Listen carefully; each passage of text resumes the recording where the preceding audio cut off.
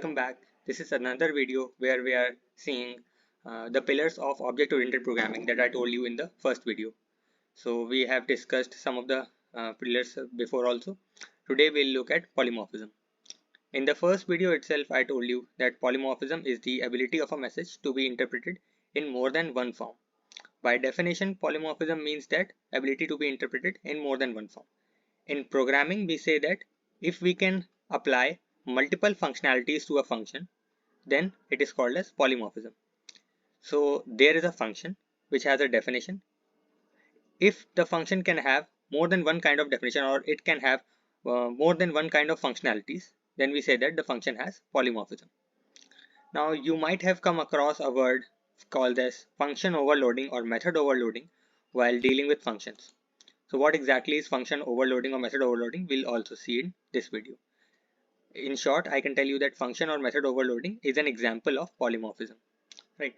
So in polymorphism, what we'll do, we'll take a function, we'll assign different types or number of arguments to it so that the function definition is differentiated. We can define the same function multiple times in different classes with different number of arguments or different type of arguments so as to apply this overloading.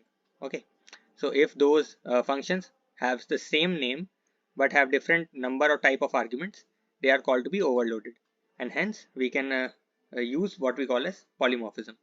Okay, same function can be used to perform different tasks based on the arguments applied, right? So we'll first look at how to implement polymorphism in general way, then we'll look at how to implement it in classes.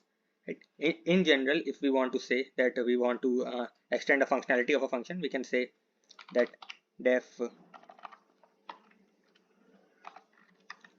we can simply create a function def, for example func. I'm naming the name. I'm taking an argument as a, b, and c argument is default argument. So you know how to create default arguments. You just put the value inside, right? So I have 3 arguments. I am saying that it prints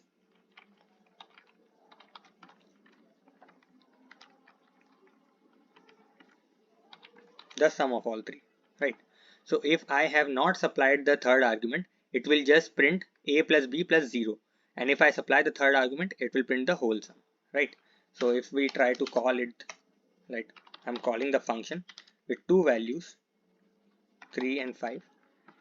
And after that I'm calling the same function again with 3, 5 and 8. So here I am supplying different number of arguments to the same function. I haven't changed the function name.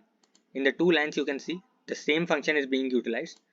I am supplying different number of arguments. I told you the argument should be either different in number or in type. Okay, so if we try to run it, what will happen? It will give us 2 different answers. 3 plus 5 is 8, 3, 5 and 8 is 16. So same function is giving 2 different answers for different number of arguments, right? So this is how we implement polymorphism in a normal function. Now we'll look at how to do it in the classes.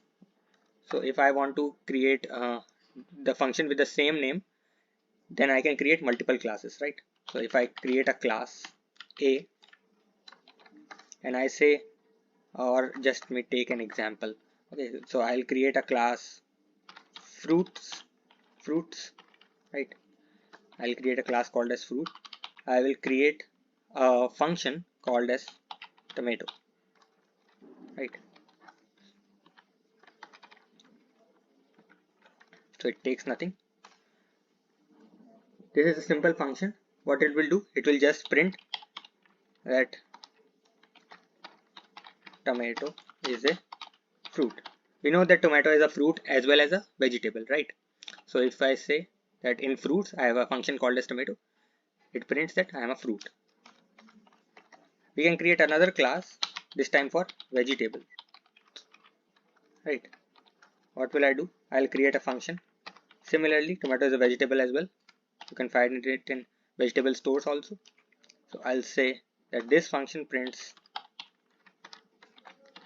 tomato is a vegetable, right? So this is how we can define the same method to different classes and doing the different things, right? If we try to call it now, how to call it? We can create a object for the first one For example, I'll create F. I don't have to supply anything. I have to create a object for this vegetables also, right?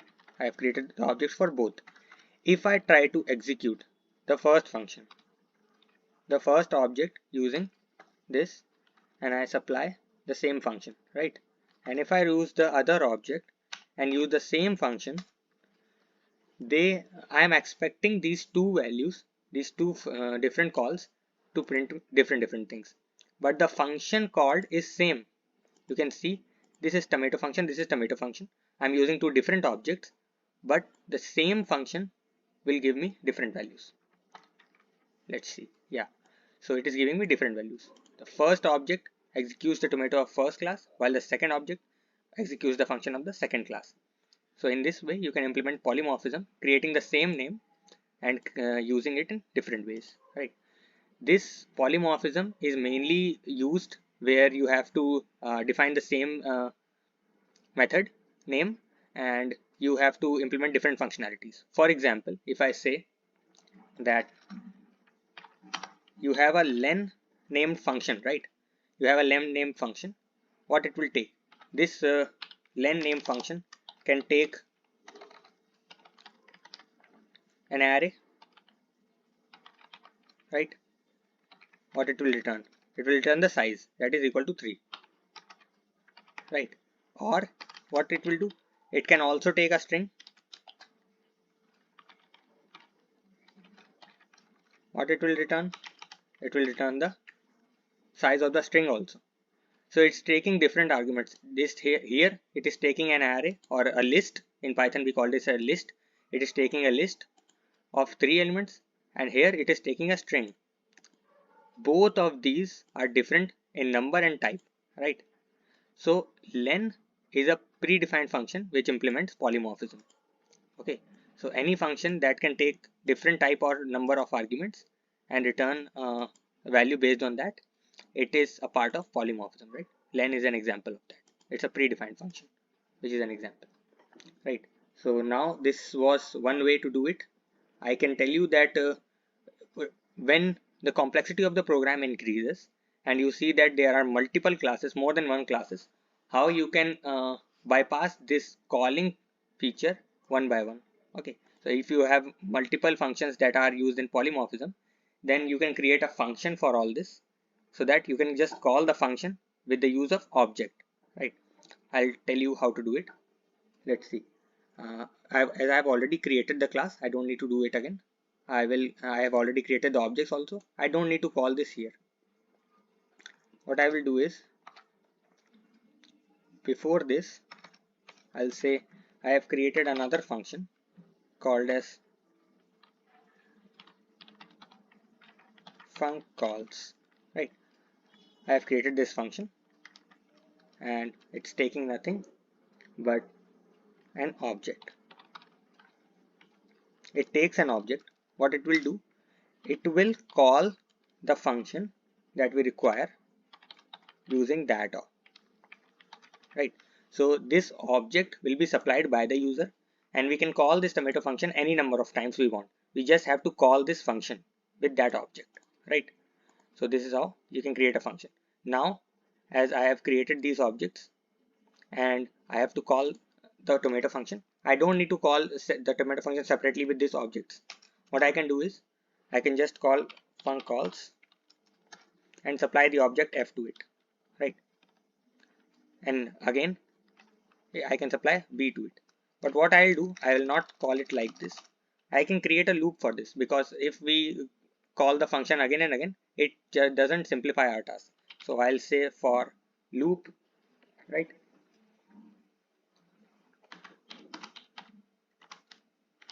We have f and v. So I'll say that for f and v, it will call funcalls for I, right? So for both of f and v, we'll call function call. And what it will do, it will extract this tomato from these two different classes. So if I try to execute it now, again I get this correct output.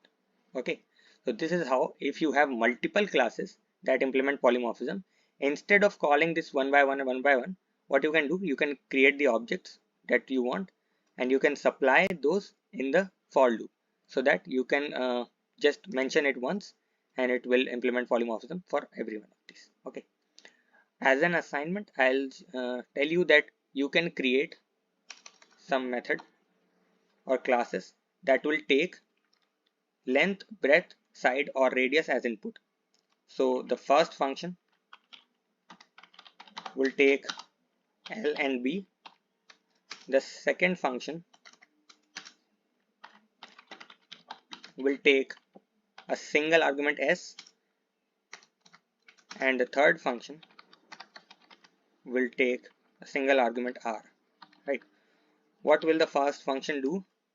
It will return the area of rectangle, that is L times B. The second function returns S times S, that is area of square. And the third function returns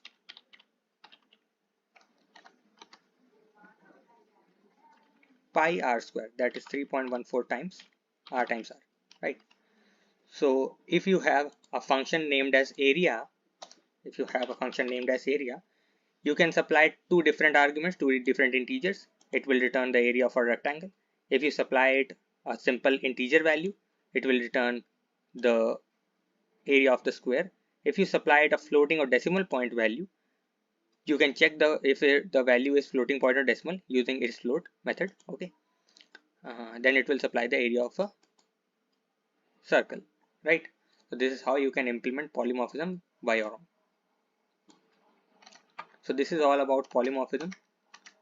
I hope you have learned something from this video. Thank you.